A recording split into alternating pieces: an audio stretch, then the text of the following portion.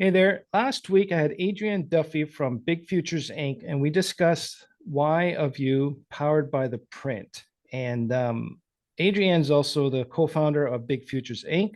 It's an innovative leadership coach, speaker, and consultancy assisting individuals, organizations achieve extraordinary and exponential results through her Moon Project and Nexus programs. She's also the author of Soul Sense and co-author of Pathway to Freedom. Adrienne, thanks again for being on. Oh, it's wonderful to be back. Thank you so much. Um, what I really wanted to discuss with you is the last episode, you said a couple things that really triggered me. Triggered me in the sense that, wow, we need to expand on this more. And that was motivation, is that we don't see motivation until someone takes action. And about your platinum rule, about the platinum rule is about doing unto others as they'd want done unto them. And you and I are both very passionate about these talents and strengths assessments. I like to refer to them, or which you've referred to them as psychometric tools. You're very familiar with Colby, Cliff Finders, or Clifton Strengths now, sorry, they're called, and the Why Powered by the Print. And can you expand more of why we don't see motivation until someone takes action? How does that tie in with those three assessment tools? Well, first of all, a person can be thinking and thinking and thinking about what they want, but until they're motivated to take action, we're not going to see any of that motivation. But here's what I learned, having had a tremendous amount of experience with other assessments that measured other things other than motivation, previous to the Why of You print, is there are assessments that measure how a person is going to take action. Print measures why you take action. Yep. Colby, which is just a phenomenal instrument, I've used it for over 25 years. It's extraordinary. Measures how a person is going to take action once they're motivated. Yep, I agree. And then there's myriad of instruments out there that measure what it's going to look like. What is it going to look like once I take action? Clifton Strengths is a phenomenal one. DISC, Myers-Briggs, True Colors. I mean, there's predictive index, culture index. There's lots of things that predict what we will see, what's observable. And so we don't see motivation in part because once a person takes action, all of those other things kick in. Yeah. And so to really deeply understand another human or oneself, it's really useful to have a synergization. I call it synergizing the strengths. If you can synergize those strengths and understand the why, the how, and the what of us right together, then we can actually be more diligent and clear about finding those alignments that we talked about in our previous episode. And that's what, like, Kathy Kolbe, the creator of Kolbe Index A, that's her, she calls it the Kolbe creative process. Is it starts with motivation. If you have no motivation or care to do something, you're not going to engage in your instinctual strengths of Kolbe or spending energy into doing something. So if you're not motivated first, it's going to be hard to do anything or use your cognitive ability. So that's what really struck me, is when you said that you don't see motivation until someone takes action. And the action in my world is the Kolbe, how I do things, what I will do, willing to do, and won't do. That's what I like about it. In your experience, why do all three of these tools together, why are they powerful as a group and not one-off individually? Well, they are powerful one-off individually, but when you synergize them, there's an exponential opportunity to have greater insight and clarity, because each of those elements are part of how we operate. And understanding ourselves, of course, is so important. But then, to your point, understanding how other people operate, if we have these kinds of assessments, it just simplifies complexity. That's a big part of this community of ADHD, is how we can simplify complexity. So how can we put some language to these things? Also, because I had quite a bit of experience working with other assessments previous to print coming on the scene and the Why of You, it gave me the opportunity to look at patterning. So if someone had this motivation, then would they for sure take action in this way if we did their Kolbe assessment? Right. And it was sometimes yes, sometimes no. Oh, but what about strengths? If I have this motivation, would it show up as strengths? For example, one of the motivators is to succeed and achieve. And one of the Clifton strengths is to be an achiever. So for sure, if someone had a 3, which is to succeed and achieve as their unconscious motivation, then that strength would show up in the top 5. And I was Right. shocked to find out how rare that was. Really? It definitely would show up, but it didn't necessarily show up, which showed me that if, to your question, if you synergize the 3, you're going to get a huge amount of information about oneself or others that you wouldn't have if you use them in isolation. They're phenomenal in Correct. isolation. I recommend using them in isolation. But as we build the synergies, it's like a human snowflake. I mean, there's no 2 humans that are alike. That's what makes it so difficult to work together in family, in community, in Yeah. organizations. And I think you're right. Like if you the listener are going to take these assessments or you've done a lot of these assessments, I think you have to start, like Adrienne said, start them, just use them in isolation to start.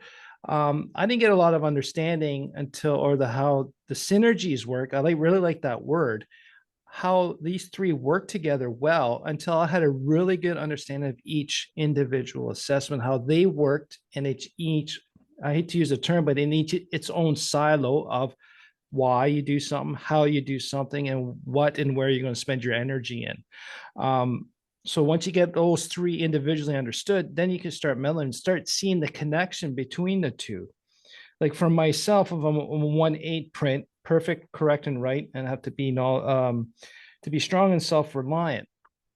But I'm also a fact finder. I'm an 8255, so I need a lot of facts and details. That's my Kolbe.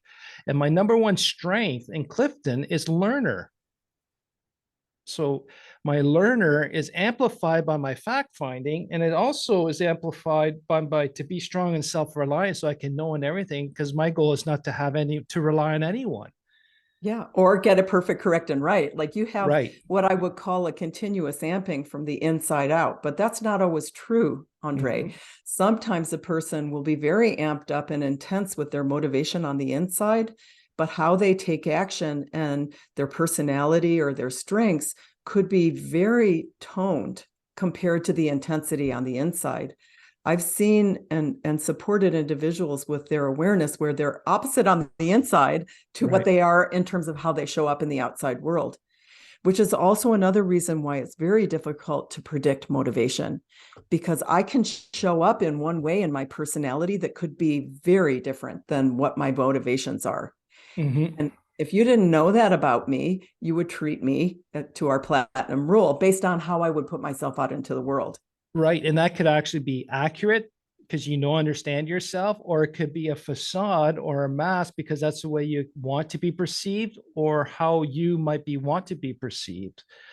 So that's a lot of complications. You can misread the motivation, Yeah, right? well, As an and ADHD person, if undiagnosed, we all play the character just so we can be accepted, and that would throw things off there. And I think that's a very good thing. But these tools really help you identify the motivation. I never thought about that, how the motivation can well, be misunderstood. yeah. And, another beautiful point that you're making there is that once we have that understanding, we don't have to be showing up to the outside world in a way that isn't true and authentic to who we are. So, at its highest level, these assessments also give us some confidence and clarity to be who we are authentically, because we've been given these incredible gifts to bring out into the world, whether you're ADHD or not, you have them.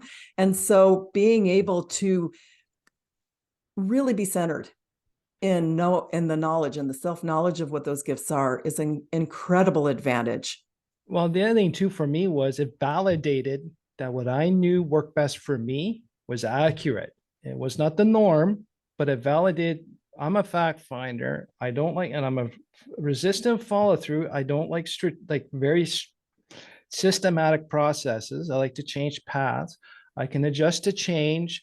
I like to learn. Now understood why I had so many hobbies, but I stopped because once I figured it out, I'm done. I'm on to the next. But that just validated me and gave me permission to say, I like me now. It's okay to work this way, even though people don't understand it. And I liked what you said, validation and clarity on being authentic. And that's where this does help us and simplifies our complexity. Definitely, I love this. I'm still stewing on the fact about how the way we present things or how we do things can be misunderstood because those are also based on biases, right? On our personal bias. If you're very extroverted and loud in the center of the party, I can have a bias of, oh, you just want to be center of attention, or this person could be a lot of fun. And those are two different motivations right there with those two biases, right? Yeah. Well, and also I've known people like that, Andre, that put themselves out into the world like that in a beautiful way. And then we do the print, the why of you, we find out what their motivational imprint is. And it's quite surprising that it's opposite to how they put themselves out. That doesn't mean that they're not being authentic. It's this incredible synergy of who they are to make them a unique human being. Mm-hmm. And they can be deeply, deeply feeling oriented, but that's not what's put out into their personality, how they take action, many of those other things. And so it's powerful to start to understand the dynamic of how the inner and the outer work together, the why, the how, and the what work together. Again, so that we can be more aligned, but also, to your point, have even more power in supporting others. Well, yeah, supporting others. So, like, how can we use these tools to, like, if you got an issue, like a problem in the office or with a staff member or team member, how can we use these tools? What makes these tools powerful as a group? Well, in any of these situations, when people are the same, there can be a challenge. And when people are very different, there can be a challenge. Well, How do you said we, if they're the same, there could be a challenge. And if they're not the same, there could be a challenge. I can understand being different is a challenge, but I know a lot of listeners are going to say, whoa, if we're the same, we should be having no problems. Well, oh, how can you say this?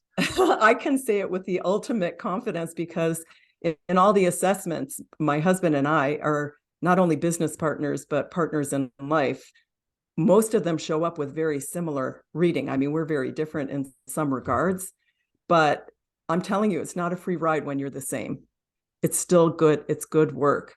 You need to do the good work to release the energy and to take on the learning of the relationship so that you can move forward. And that happens in marriages and families and in organizations. And so when people are the same, there's a different dynamic. They can be competitive. They can actually go into situations where they're not taking action because of the dynamic of what those samenesses bring. Of course, we all think that when you're opposite, of course, that's a little bit more tangible. But yeah, you can see the differences. Yeah. you can see the differences, but it's not a free ride. So to the point that if we can have this conscious awareness and we can have a very simple languaging, which psychometric instruments do, they put a very simple languaging to what they're measuring, then we simplify the complexity of all the other dynamic that's going on out there. And we have the opportunity then to move forward with more grace and move forward with more clarity and leverage the power of those differences or samenesses to a set of goals that we're striving for. Right. So just to give an example of similarities working against you is like my engineering firm here, we have a lot of fact finders and follow throughs, right? And quite a few of them all need to be knowledgeable and smart. And that, you've heard the term of paralysis by analysis. Well, the fact finders and the knowledgeable and smart people, they want everything to be perfect. So they take a lot more time. It's got to be a lot more systematic. So all of a sudden, nothing's getting done because they're searching for the perfect answer. And that's where the similarities can cause problems, but they don't see it because they're all on the same page. No, of course we're going to take more time. It's just not completely right. Yeah, no, we got to deliberate on this a little bit longer, right? And then yeah, so it is fascinating when you think about it that way. And then being able to look at it through the lens of, oh, okay, if I have this awareness, then how can I leverage the situations that I'm showing up in to be the most aligned for my success formula. And so Right. it allows us to make decisions and choices about where we want to move. And when things aren't in alignment, again, once again, strengths, all through why, how, what. Yeah. And for me, like the one example is else, if you understand everyone's Colby and all the strengths and what how they can leverage it, like if you're aware that you can be analyzing paralysis regularly, when someone comes in and says, "Hey guys, we're taking too long on this," it should be, "Oh, our fact finder follow through is taken over. We do have to speed it up." It can Yeah. also break a cycle, but it's also being aware of yours and other people's and respect the situation. And like for me, one of my talents here is like I got a lot of follow throughs in the office. They got a system to follow, but if that system keeps telling them to hit the wall because the door got moved over to the right a little too far, they're going to keep hitting that wall. Then I come in and say, "Hey guys, with my resistant follow through, is there's a door to the right, go through the door, hang a left back to the original plan." They're like, "Oh, now I got a new plan. I can go through the door, hang a left, get back on path, and off we go."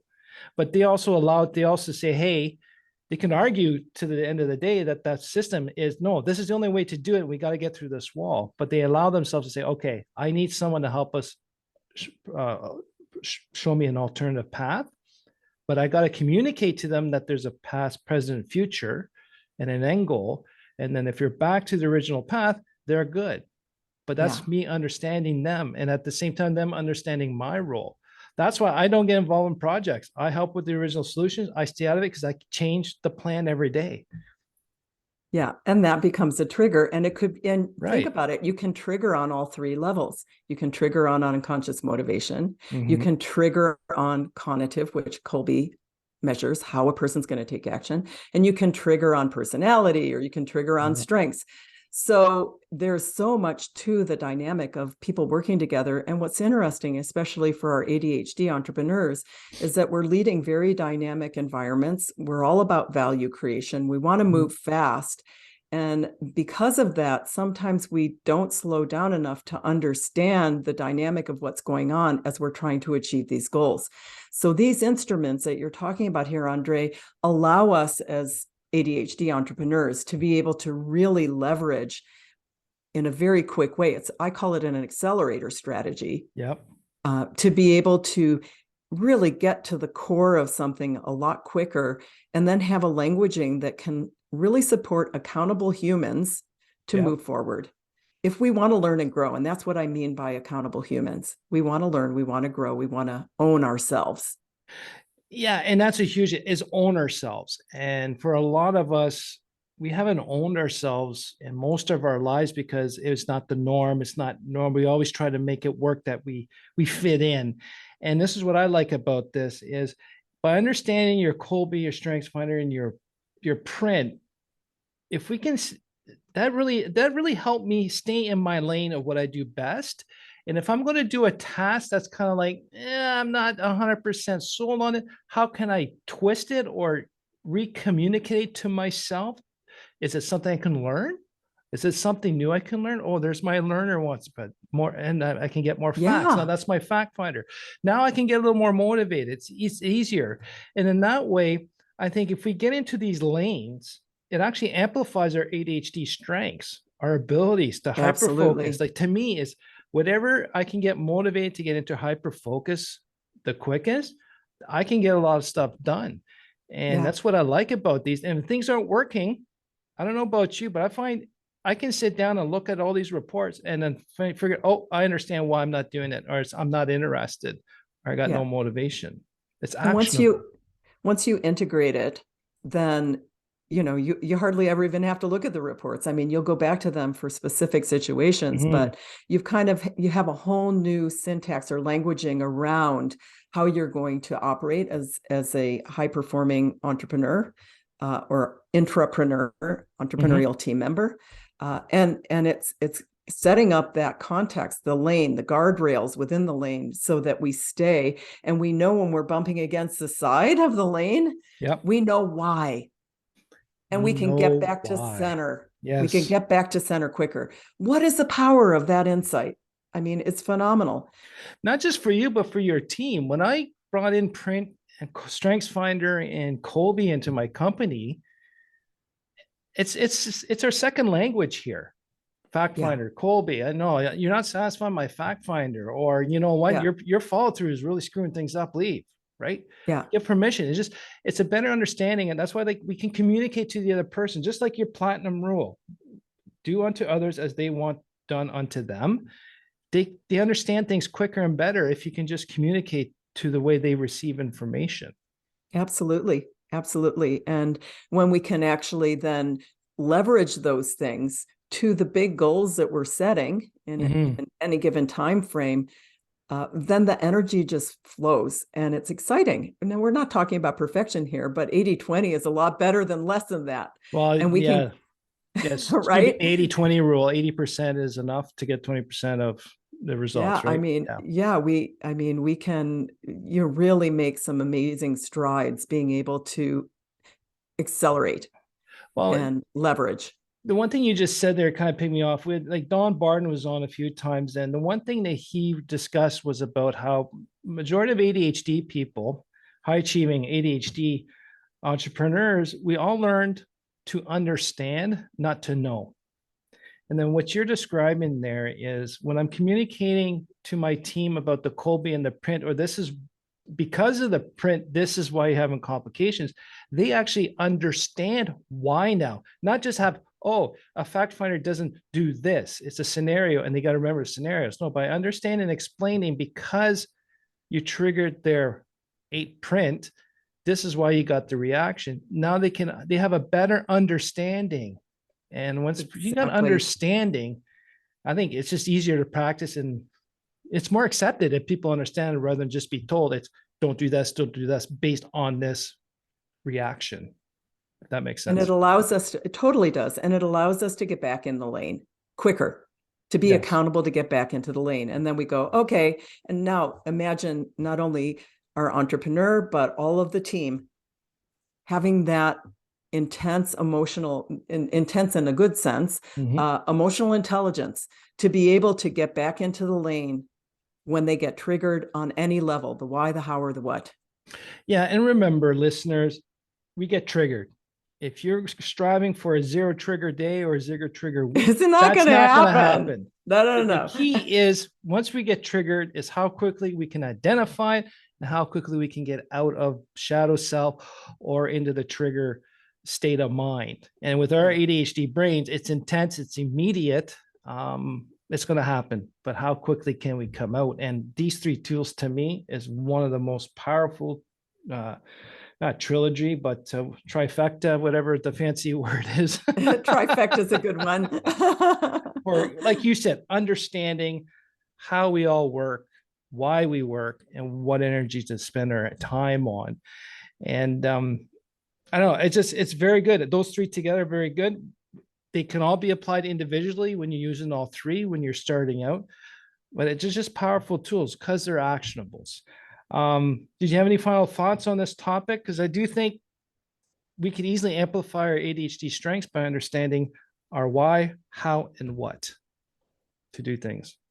Yeah, I think that we've covered a lot of ground. It's a lot to assimilate, but my hopefulness is that our listeners are seeing that there's a lot to this. And if they can utilize these tools to simplify the languaging, that you can have a very accountable team that stay in that sweet spot of their motivation, how they take action, what their strengths are, their competencies, all of those kinds of things. And we can synergize those. But also, when things go off or when triggering happens, that we have a language to get back to center, and that we really support within our organizations that there's a learning of how we can continue to stay back and get back into our best self. And you talked about one, Andre, that I thought was very important. You talked about, I call it repurposing. You had an experience, but then you made another decision. What could I learn from this? Right. And then you repurposed it and you restored the energy. That was your accountability to the situation doing that. Sometimes it's just taking a little break. Sometimes it's doing deep breathing. Sometimes it's exercising. Yeah. We call them these trigger mitigation techniques. What are the things that you can do to make sure that you're accountable to get yourself back to best self. And all of our listeners have them. We want you to be doing them consciously and supportive of those results and goals that you're striving for. Right. And like you said, consciously. And what I call it is it's daily refinement. Yeah. As we got all these tools, I'll never be able to perfect my 3 assessments, my Colby, Print, and Cliffhangers, but every day I'm refining it better and better and better. Yeah. So it's just as we improve in one area, other areas show up, we need refinement, and that's where we go. So it's not getting better or improving, it's refining the way we do things every day. Remember, Print is why you take action. The Colby is how you take action. And the Clifton Strengths Finders is what you do will look like, or what I like to say, where I want to spend my energy. Very important here that these assessments actually help validate and provide clarity on your authenticity, on your authentic self. And I bet you if you take these, you're going to say, always knew that was me. And it gives you validation. Yeah. Gives us a syntax and a language to discuss our strengths and others, so we can find the right lane and to stay with it. And also, I want to repeat this again. Triggers will happen. The key is to getting out of the shadow self as quickly as possible and identifying that we are in trigger mode, right? So what I like, and like Adrienne said, these tools are great strength accelerator strategies to solve problems, to determine what types of tasks and projects to work on, and steer your motivation easier. Is that a good summary in that case? Anything you want to add on that one? Yeah. No, wonderfully put, Andre. So you, the listener, have you identified your talents? If not, you can call me, or you can start off with the identification tool, the talent identification tool kit I have in the show notes. You can download easy. If not, give me a call. Let me know if you've identified your talents. You can email me at andre@andreb.ca. I would love to hear from you. And again, Adrienne, always a pleasure. We can talk days on this topic. Of course, it's beautiful. Yeah. And Adrienne's contact information is also in the show notes, where you can check out Big Futures Inc. I highly recommend it. And I recommend that you get a hold of her book, Soul Sense. And that link will also be in the show notes. Adrienne, thanks again. Thank you so much, Andre. It's been a pleasure. For sure. Ditto. And thanks again for listening, everyone.